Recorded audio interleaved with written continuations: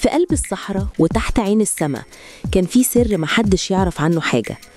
صلي على النبي واشترك في القناة ويلا بينا نبدأ. لحد ما في يوم الأقمار الصناعية لقطت حاجة غريبة، بناء ضخم مدفون تحت الرمل.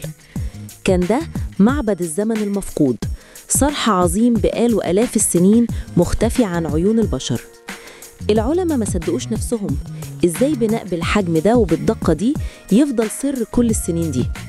كان كل شيء في المكان ده طبيعي وهادي، وفجأة اتغير كل حاجة لما بدأت الحفاير. كل حجر وكل نقشة على الحيطان كانت بتحكي حكاية. دي مش مجرد نقوش عادية، دي كانت خريطة للسماء. الكهنة القدماء استخدموها عشان يعرفوا كل حاجة عن الفلك والنجوم.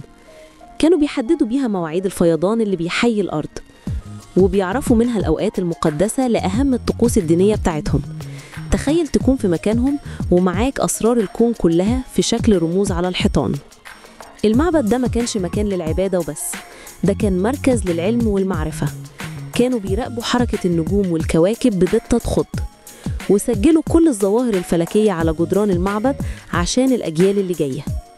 النقش الصغير اللي على مدخل المعبد كان مفتاح كل حاجة، كان بيوصف ازاي قدروا يتنبأوا بمستقبل الأرض من حركة السماء.